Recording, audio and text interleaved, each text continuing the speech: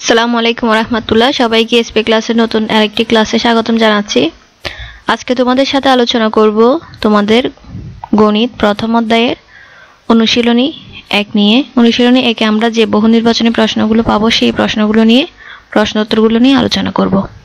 আমাদের প্রথম প্রশ্ন হচ্ছে 3 ক্রমের ম্যাজিক বর্গ গঠনে। 3 ক্রমের ম্যাজিক বর্গ গঠনে এখানে কি কি দরকার হবে? এক নাম্বার অপশন আছে ম্যাজিক সংখ্যা হবে 15। 2 নাম্বার অপশন কেন্দ্রের ছোট বর্গক্ষেত্র সংখ্যাটি হবে 5। 3 নাম্বার অপশন হচ্ছে ক্ষুদ্র ক্ষেত্রগুলোতে 1 থেকে 15 পর্যন্ত স্বাভাবিক সংখ্যা বসানো থাকে। নিচের কোনটি সঠিক? এখানে যে অপশনগুলো সঠিক হবে সেগুলো আমাদেরকে এখানে আনসার করতে হবে। আগে আমরা এইখানে যে প্রশ্নটি দেওয়া হয়েছে সেই প্রশ্নটি আমরা আগে বিশ্লেষণ করি। এই প্রশ্নের সাথে এখানে কোন অপশনগুলো মিলে যায় বা প্রশ্নের বিশ্লেষণের সাথে সেইগুলোই হবে কি উত্তর। তাহলে এখানে আমরা প্রথমে দেখতে পাচ্ছি 3 ক্রমের ম্যাজিক বর্গ বলা হয়েছে। যেহেতু 3 ক্রমের ম্যাজিক বর্গ বলা হয়েছে তাহলে আমরা এখানে 3টি ঘরযুক্ত কি নিব? একটি টাইপন নিলাম যেটা হবে 3 ঘরের, যেহেতু এখানে বলা হয়েছে 3 বর্গ। ঠিক আছে, তো এরপর বলা হয়েছে ম্যাজিক সংখ্যা হবে 15। 15 মানে এখানে উপরে নিচ ডানে বামে যোগ করে আমরা ডানে বামে যোগ করেও 15 আনসার আসবে, উপরে নিচে যোগ করেও কি আসবে 15 আনসার আসবে। আর কেন্দ্রে থাকবে 5। তাহলে আমরা প্রথমে 5টি বসিয়ে দিলাম। এরপরে আমরা প্রথমে বসাবো এখানে, যেহেতু 1 থেকে 15 2 9 4, তারপর বসানো যায় 7 4, সরি এটা 3 হবে।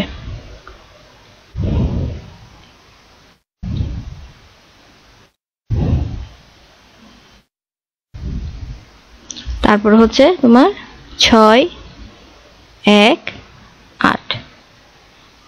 আমরা এখানে একটা 3 ক্রমের ম্যাজিক বর্গ নিলাম।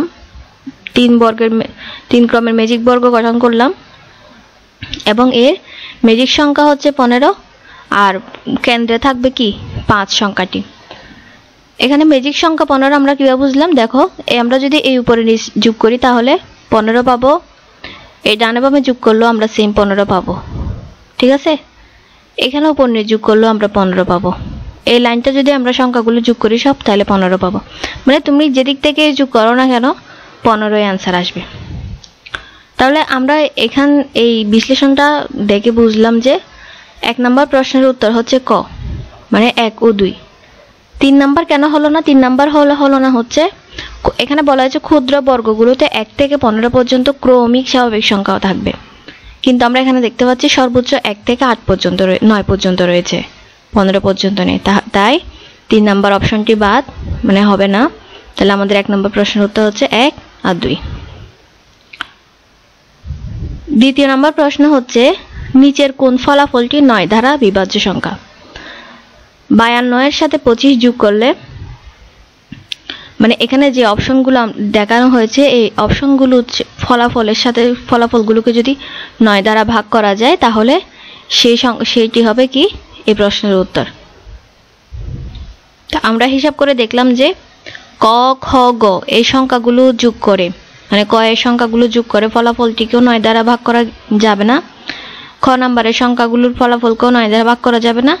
গ নাম্বারের সংখ্যাগুলোর ফলাফলকেও 9 দ্বারা ভাগ করা যাবে না।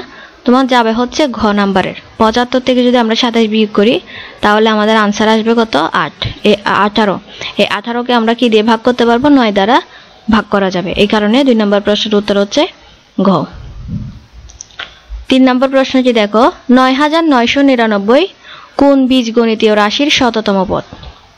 9999 কোন বীজগণিতীয় রাশির শততম পদ? তাহলে এখানে বিশ্লেষণ করার জন্য দেখতে হবে, আমরা যদি ক স্কয়ার বিয়োগ মাইনাস এই অপশনটিকে এখানে যেহেতু শততম বলা হয়েছে তাহলে আমরা এই ক এর মান যদি আমরা 100 নিই, 100কে যদি আমরা স্কয়ার করি বিয়োগ 1 সমান 100 স্কয়ার করলে আমাদের आंसर আসবে 10,000 3 4 10,000 বিয়োগ 1 আমরা যদি এটা বিয়োগ করি তাহলে আমাদের आंसर আসবে 9,999 যেহেতু উত্তরটি মিলে গেছে তাহলে আমাদের 3 নম্বর প্রশ্নের উত্তর হচ্ছে ঘ 4 নম্বর প্রশ্নটি ক সংখ্যক ক্রমিক স্বাভাবিক বেজোড় সংখ্যার যোগফল কত ক সংখ্যক ক্রমিক স্বাভাবিক বেজোড় সংখ্যার যোগফল হচ্ছে ক স্কয়ার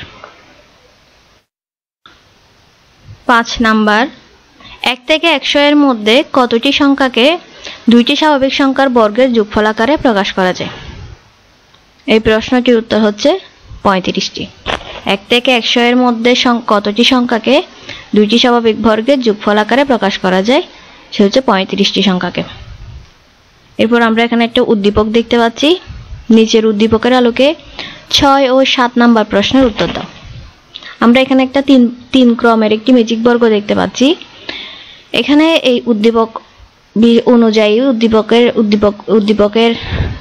উদ্দীপক বেস করে দুইটি প্রশ্ন দেওয়া হচ্ছে 6 7 প্রথম প্রশ্নটি হচ্ছে ক চিহ্নিত স্থানে উপযুক্ত সংখ্যাটি কত হতে পারে কি 45 হবে না 20 হবে না 15 হবে না 3 হবে তো এটা সহজে যদি বের করতে চাই আমরা তাহলে আমরা যদি প্রথম সংখ্যা এই যে প্রথম লাইন আছে এটাকে আমরা যোগ করব যোগ করে আমরা দেখতে পাচ্ছি আমাদের आंसर কত আসে 45 যেহেতু আসলো এখন আমরা 17 আর 13 যোগ করব 17 আর 13 যোগ করে আমাদের আসলো কত 7 1 3 এখন আমরা এখানে কত বসবে যেহেতু এটা 17 আর 13 যোগ করে যেহেতু 30 এসেছে তাহলে আমাদের 45 হওয়ার জন্য আর কত বাকি আছে 15 বাকি আছে আমরা সহজে বের করে ফেললাম এইভাবে এরকম টেকনিকগুলো ইউজ করে তোমরা এই ধরনের কোশ্চেনগুলো সলভ করবা এই যে আমাদের 6 নম্বর প্রশ্নের উত্তর হচ্ছে গ ম্যাজিক বর্গটির ম্যাজিক সংখ্যা কত ম্যাজিক সংখ্যা বের করার জন্য উপরে নিচ বা ডানে বামে যোগ করে যে সংখ্যাটি আমরা পাবো সেটি হবে কি ম্যাজিক সংখ্যা যেহেতু আমরা উপর নিচ বা ডান বাম যোগ করে ডানে বামে সংখ্যাগুলো যোগ করে আমরা কত পাই 45 পাই তাহলে আমাদের ম্যাজিক সংখ্যা হচ্ছে এই ম্যাজিক বর্গটির ম্যাজিক সংখ্যা হচ্ছে 45 8 নম্বর প্রশ্ন হচ্ছে প্রথম তিনটি বেজোড় স্বাভাবিক সংখ্যার যোগফল কত প্রথম তিনটি বেজোড় স্বাভাবিক সংখ্যা তাহলে প্রথম তিনটি বেজোড় স্বাভাবিক সংখ্যাগুলো কি কি 1 3 5 এই স্বাভাবিক সংখ্যার যোগফল এগুলো কি কি হতে পারে তাহলে প্রথম তিনটি বেজোড় স্বাভাবিক সংখ্যাকে আমরা যোগ করি 3 1 4 4 5 9 তাহলে 9 সংখ্যাটি একটি পূর্ণবর্গ সংখ্যা এবং এটি একটি বেজোড় সংখ্যা এটি মৌলিক সংখ্যা নয় কারণ 9 কে কি করা যায় বিভাজ্য করা যায় 9 এর এক ছাড়াও অন্যান্য কি গুণনীয়ক আছে তাই এখানে মৌলিক সংখ্যাটি হবে না তাহলে আমাদের 8 নাম্বার প্রশ্নের উত্তর হচ্ছে 1 এবং 2 মানে ক পরবর্তী ক্লাসে তোমাদের সাথে আলোচনা করব আমি 9 এবং 10 এর সমাধান নিয়ে পরবর্তী ক্লাসগুলো পাওয়ার জন্য অবশ্যই চ্যানেলটি সাবস্ক্রাইব করে রাখবে আজকে পর্যন্তই খুদা হাফেজ আসসালামু আলাইকুম